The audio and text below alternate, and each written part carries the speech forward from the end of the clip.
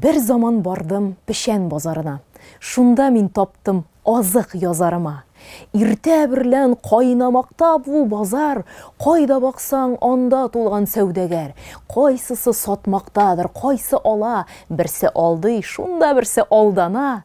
Һәр заманны монда хәлләр шул икән. Һәр кем үз хәле белән мәшгуль икән. Йөгрешәләр сөртенә дә абына барча мөэминнәр көфер почмагына. Әссәламу алейкум җәмәгать. Бүген көфер почмагына җыелуыбыз җәдитчеләрнең яманлыклары турында түгел, П хәрефенә башланган сүзләр турында сөйләшер өчен булачак. Көфер почмагы дип шаярам әлбәттә. Шулай да аңлавыгызча бүген әсәрне алдан ук киңәш итеп куярга булдым. Ул Габдулла Тукайның Пешән базары яхут яңа кисек башы. Әлеге үзектә нәкъ менә шуннан булды. Казандагы атаклы Пешән базары 18нче гасыр башында ук барлыкка килә. Алыш-биреш башлыча Пешән мәйданында барган, ул Казандагы бүгенге Киров бакчасы урынында булган. Пешән сүзенә килгәндә, Рифгат Әхмәтьянов аны Билчән сүзенең дублеты дип атый. Шушыларны искә алганда Пешән сүзен пешү, ягъни аркылыга кисү фигыленнән чыгару кыен. Өстәвенә элек пешән чабылып түгел, урып алынган. Охшаш сүз башка төрки телләрдә шул исәптән чуаш телендә дә бар. Татар теле сөйләшләрендә пешән, пешин, үлән, ут, чәчәк. Мәсәлән, алма пешәне исле ромашка, тарак пешән, торнабаш, торнавык, гүзәлдәшле пешин, су кыркычыткан, садап пешин, мәче борчагы, жара пешин, алоэ. Кисү дигәннән пычак борынгы төрки бышчак сүзеннән. Ул кисә торган нәрсәне аңлата. Пычак, бышак гомум төрки сүз. Элек хайван тиресен тунау өчен кәкре пычак, йыргак кулланганнар. Пычак әлбәттә иң борынгы коралларның берсе. Металл пычакларга кадәр кешегә таш пычаклар, кыргычлар һәм ук сөңге очлыклары хезмәт иткән.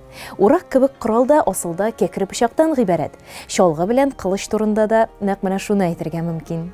Пычак хәзерге телдә күп санлы фразеологизмнарда катнаша торган сүз. Эй, пычагым кыргыри, шәнчелгере, кадалгыры, ни пычагыма, пычагыма менә, пычак кирәкме, кырдың пычак кебек сүзләрдә ул үзенә бер төрле эвфемизм булып хезмәт иткәнгә охшый. Песнәк сүзе. Шунысы кызык, галимнәр бу әрсез кошның татарча атамасы рус телендәге мисник, ягъни итче сүзенә барып тоташа дип саный. Бу песнәкнең итчеләр янында йөрергә яратуыннанмы, яки итчеләрнең киеме песнәккә охшаганлыктан әйтелгәнме? Билгесез. Шулай да мондый этимологизацияләү шик уята. Песнәккә охшаш яңгырашлы сүз марый һәм удмурт телләрендә дә бар, ул аларга татарчадан кергән диләр. Песнәк башкорт телендә карабаш турган, күкәнәш. Төрекчәдә искеме, баштан кара. Карачай балкар телендә сары чыпчык. Песнәкләрнең зәңгәр чыпчык дип атала торган төре дә бар. Русча синица лазаревка. Гомумән песнәкләр сайрар чыпчыклар гаиләсенә керәләр. Кышын күченеп йөриләр. Пыяла үтә күренмәле төзү материалы. Фарсыча пыяла сүзеннән алынган. Аларда бу сүзнең фарфор савыт мәгънәләре бар. Рифгат Әхмәтьянов борынгы булгар телендә пыяла мәгънәсендә гарәпчәдән кергән самык сүзе йөргән. Бу сүз хәзер татарда да, чуашта да онытылган, фәкать удмурт телендә генә сакланган дип яза. Әстерхан сөйләшендә пыяла сүзе көзгене белдерә. Урта Азиядә кәсә мәгънәсендәге пыяла сүзе элек мондый савытның фарфордан түгел, бәлки гади пыяладан коелган булуына ишарәли кебек. Хәер, грек телендәге фиал сүзе дә кәсә, жам мәгънәсендә булганын искә алсак, пыяла сүзенең гомумән греклардан килгән булуы ихтимал.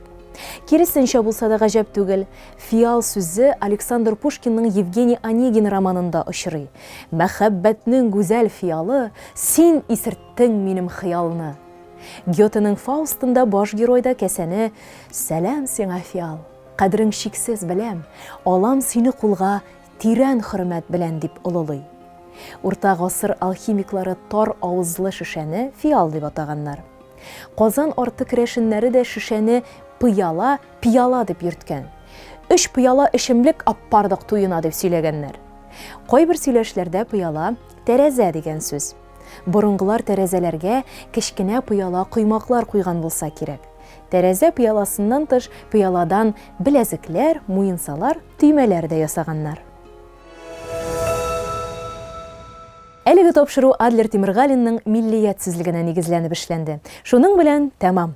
Фагыйләт, ну пешән базары халкы күңеле шат. Сезнең дә күңелләрегез шат булсын. Мин Резида Сәләхова бүгенгә саубуллашып торам. Әссәламу алейкум ва рахматуллахи ва баракатух.